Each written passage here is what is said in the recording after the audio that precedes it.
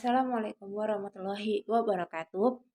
Hari ini aku akan membahas tentang hasil resensi buku karya Mas Heri Prayogo yang berjudul Belajar Filosofi Masa Kini bagi Generasi 4.0.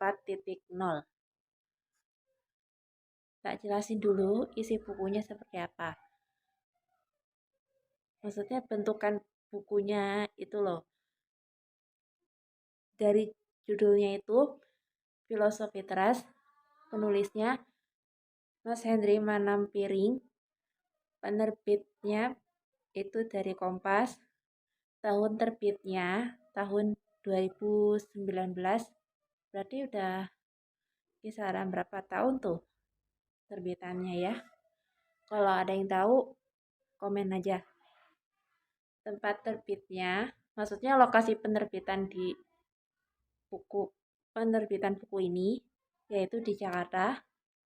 Tebalnya itu ya sekitar 320 halaman. Seperti itu. Dan isi resensinya ini yaitu puncak kebahagiaan manusia bersifat rohani. Kesenangan dan kepuasan yang bersifat fisik bisa mendatangkan kebahagiaan namun hanya bersifat sementara. Kebahagiaan sementara atau semu itu seringkali hanya menyisakan kehampaan, karena pada dasarnya kebahagiaan berbeda dengan kesenangan dan kepuasan. Kehampaan datang dari ketidakmampuan manusia dalam meraih makna hidup dan kehidupan. Makna itulah penanda bahwa kebahagiaan manusia bersifat rohani. Kebahagiaan seseorang terkait erat dengan keberhasilannya dalam memperoleh makna positif dari hidup dan kehidupan. Dalam realita kehidupan sejatinya pasti terdapat makna positif yang terkandung dalam peristiwa atau fenomena. Kemampuan seseorang dalam menemukan makna positif tersebut dapat menghantarkannya untuk bahagia. Konsep kebahagiaan tidak secara langsung disebutkan dalam Filosofi Teras karya Mas Henry Manampiring ini. Pemilihan buku Filosofi Teras sendiri bukan tanpa alasan. Penerbitan awal buku Filosofi Teras adalah tanggal 26 November 2018. Namun, hingga akhir tahun 2019 buku tersebut masih dicetak ulang. Filosofi Teras juga menjadi salah satu pemenang dalam ajang IKP Award yang diselenggarakan oleh Ikatan Penerbit Indonesia. Wow, subhanallah. Penghargaan yang sangat-sangat berarti.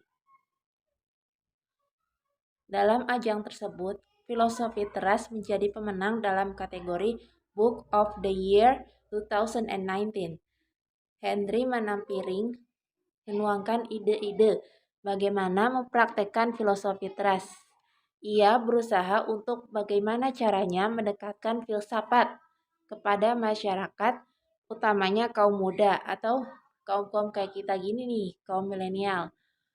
Ketika berkata filsafat atau mengucapkan hal-hal yang berkaitan dengan filsafat, bahkan membaca buku filsafat seringkali yang terpikirkan adalah susah dipahami dan tidak relevan.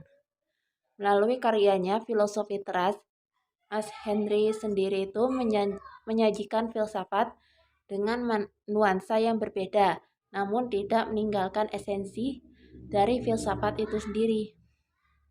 Filosofi Teras menjadikan kebahagiaan sebagai efek dari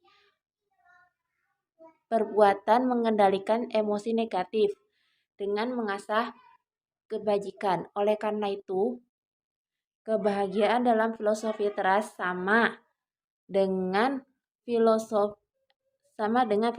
Stoa. Meskipun filosofi sama filsafat itu memiliki makna yang berbeda ya di kata-katanya itu. Yakni kondisi manusia yang tidak terganggu oleh emosi negatif sehingga bisa mencapai apatheia atau kedamaian pikiran. Ini apatheia, ini kayaknya bahasa-bahasa filsafat gitu. Dalam buku ini terdapat 12 bab. Diawali dengan survei khawatir nasional, di mana banyak orang yang merasakan khawatir dalam menjalani kehidupan,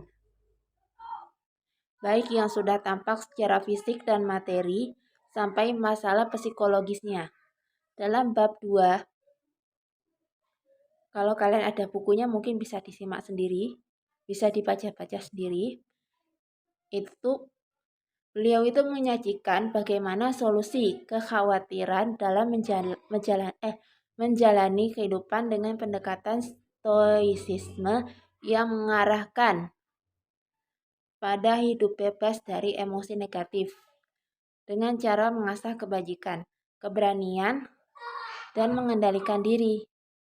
Selanjutnya dalam bab 3, dalam menjalani kehidupan perlu pendekatan stoicisme, di mana stoicisme berprinsip dalam menjalani hidup harus selaras dengan alam. Karena filosofi teras, mohon maaf ya, aku emang bacanya tuh gini. Ya seharusnya teras ya, tapi nggak mengharuskan ini siapa berubah dialek itu, terserah sih kalian mengucap teras, mengucap teras gitu, nggak apa-apa. Mempercayai bahwa segala sesuatu yang ada di alam semesta ini saling berhubungan dengan kehidupan manusia. Pada bab 4 menampilkan bahwa dalam menjalani hidup atau kehidupan tanpa disadari di bawah kendali orang lain. Kita harus tahan terhadap kendali orang lain karena baik buruknya diri kita harus bisa memfokuskan pada internal goals dan siap menerima apa yang di luar kendali kita. Tetapi perlu diingat bahwa segala hal yang di luar kendali setiap individu dan tidak berpengaruh terhadap baik dan buruknya hidup kita. Penyelesaian dalam menghadapi kendali di luar kita tertuang pada bab 5, yaitu dengan mengendalikan interpretasi dan persepsi. Karena adanya opini yang irasional, pola pikir yang keliru perlu diselaraskan dengan bukti-bukti yang nyata. Karena belajar menerima hal-hal yang berasal dari luar kendali kita bisa membantu menjalani kehidupan untuk menuju kebahagiaan. Lanjut ya. Dilanjutkan di dalam bab 6, di mana dalam menjaga hal-hal yang di luar kendali,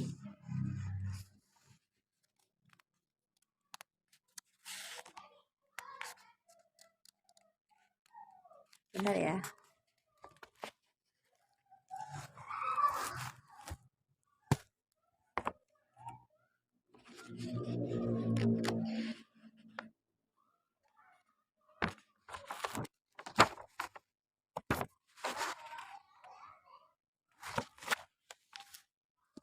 Kita salah satu caranya dengan mempertebal mental kita.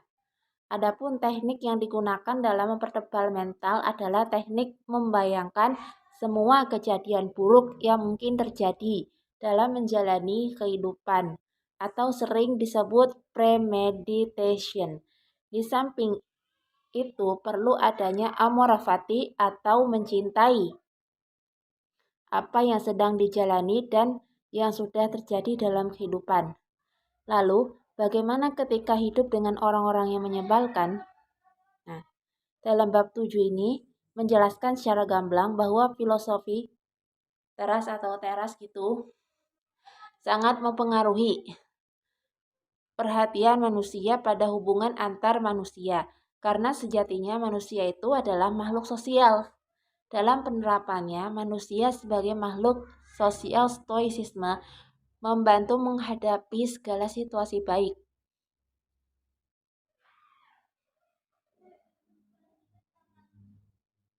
baik interpretasi dari sebuah kejadian yang sepenuhnya ada di tangan kita. Apapun situasinya merupakan sebuah rencana untuk mempertebal mental, dan apabila situasinya dipegang kendali bisa mengubahnya menjadi sebuah keberuntungan. Hal itulah yang tertuang di dalam bab 8. Dalam bab 9 merupakan kekhawatiran orang tua milenial dalam mengontrol tumbuh kembang si anak itu. Tetapi di sinilah stoicisme diberlakukan kembali, di mana semua penjabaran dari bab pertama sampai bab yang tadi, bab 8 itu sudah dijelaskan. Mengapa demikian? Tidak sedikit dari orang tua yang memaksakan kehendaknya karena telah berjasa melahirkan dan membesarkan anaknya. Padahal anak itu merupakan individu yang merdeka. Kembali ke prinsip dikotomi kendali. Ada sebagian hal tentang anak yang dalam kendali orang tua. Dan ada pula sebagian lagi yang tidak di dalam kendali orang tua. Seharusnya orang tua itu bisa melepaskan hal-hal yang tidak dapat dikontrol dan berfokus terhadap apa yang dapat dikontrol. Selanjutnya, konsep kosmopolis yang dituliskan di dalam bab 10, di mana kita semua adalah kosmopolis warga dunia. Karena berakar dari akar yang sama, tidak ada alasan untuk membedakannya, baik itu dari suku, ras, dan agama, untuk bersikap manusiawi dan memiliki rasa empati. Dari segi isi, beberapa bahasan dan contoh terasa diulang-ulang dan panjang. Membuat beberapa bagian menjadi membosankan. Alangkah baiknya dapat lebih diringkas menjadi 2/3-nya.